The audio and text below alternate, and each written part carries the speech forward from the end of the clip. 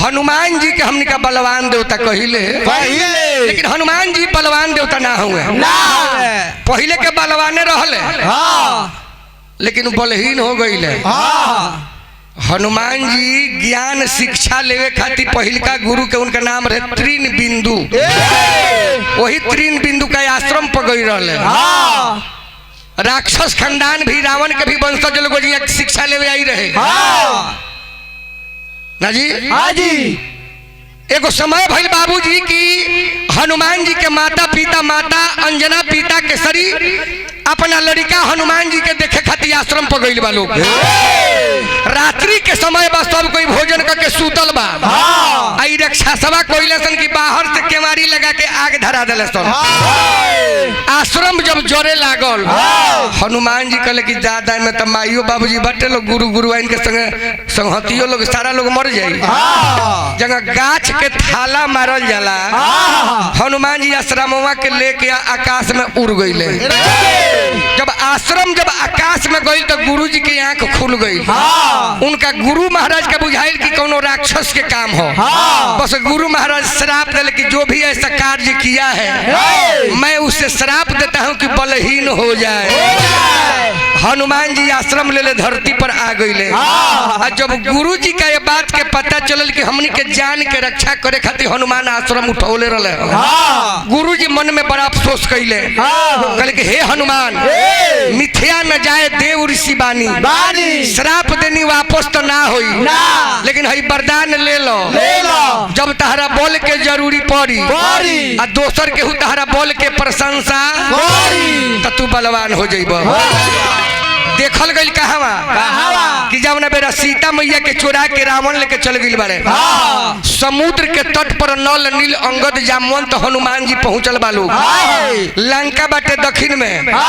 जटायु जी के भाई संपाति बतौले कि हाँ एगो विमान पर एगो औरत हाय राम हाय लखन विलाप करत जात रही है।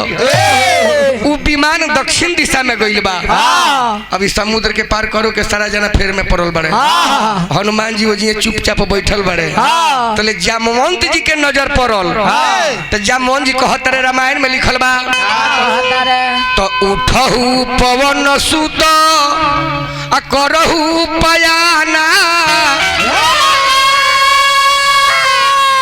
काचू पसाधी रहेहु बलवाना।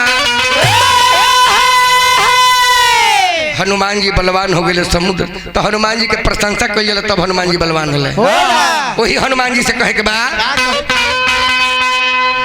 मैया अंजनी कुमार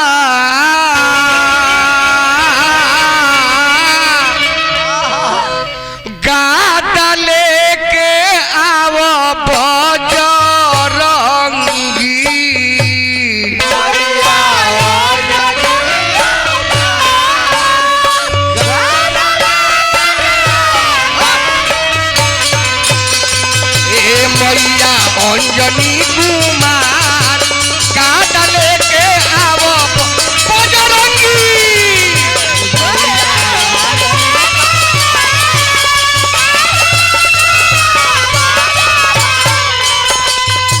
मैया अंजनी कुमार हरि हो,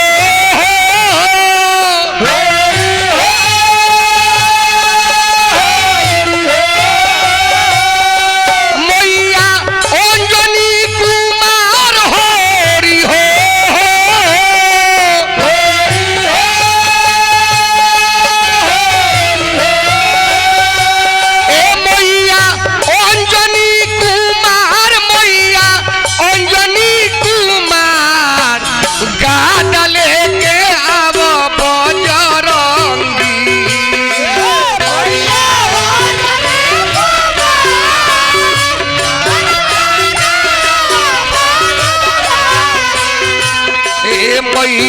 अंजनी कुमार गाना लेके आवो बजरंगी।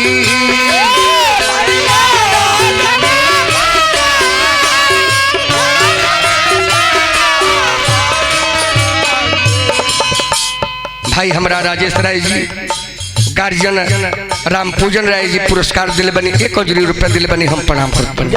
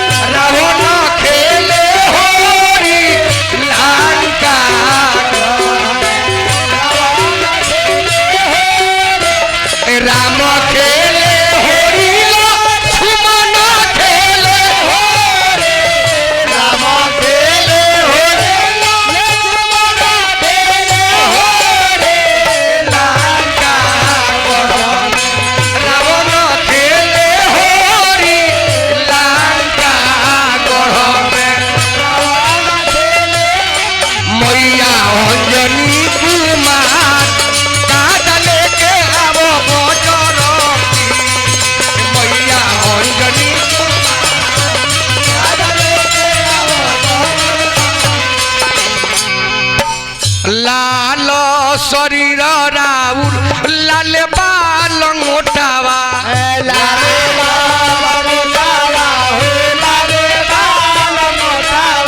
अरे लाल शरीर राउर लाल बाल मोटावा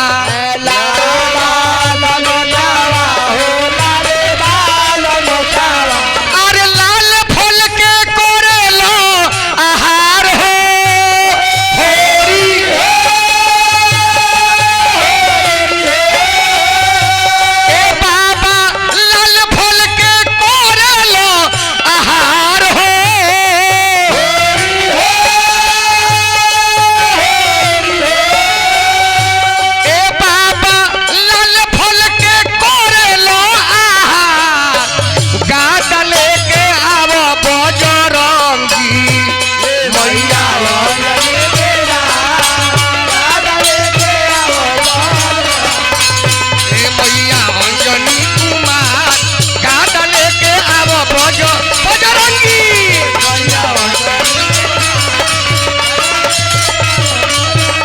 मैया अंजनी कुमार गाता लेके आव बजरंगी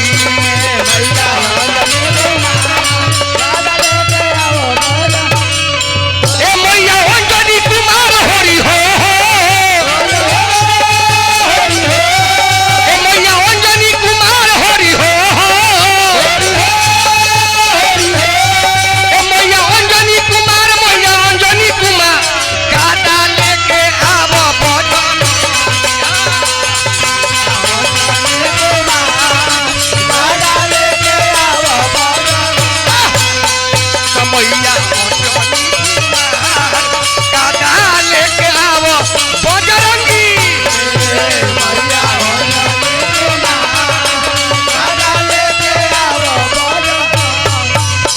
भाई हमारा राहुल कुमार जी 100 रुपया दिले बनी। चाचा गार्जियन हमारा राम पूजन राय जी बहुत बहुत पुरस्कार दिले बनी हम प्रणाम करब आशीर्वाद के कामना बुढ़िया माई के आशीर्वाद बनो रहो। जय हो जय हो।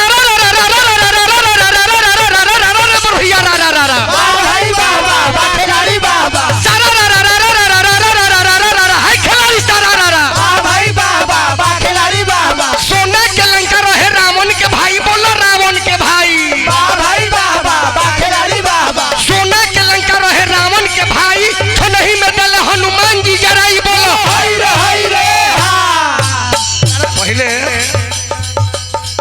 फगुआ जब होई होली ना फगुआ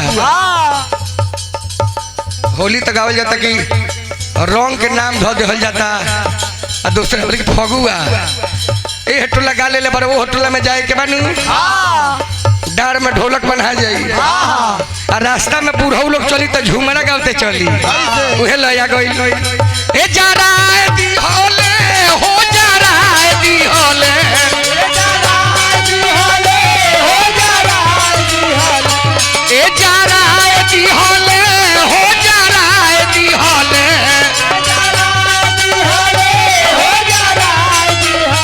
तो हनुमत सोनावा के लंकावा जरा दी होले हनुमत सोनावा के लंकावा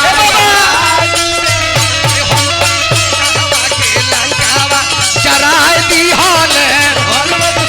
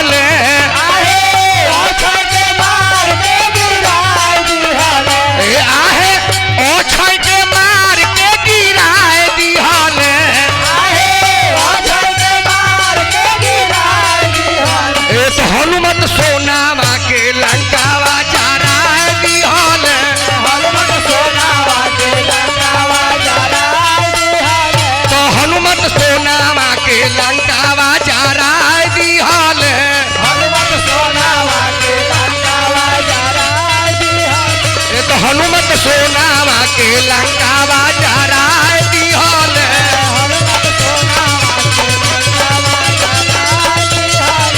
हनुमत सोनावा के लंकावा जराए दिहल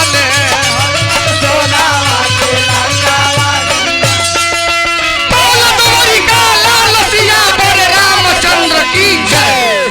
तसिया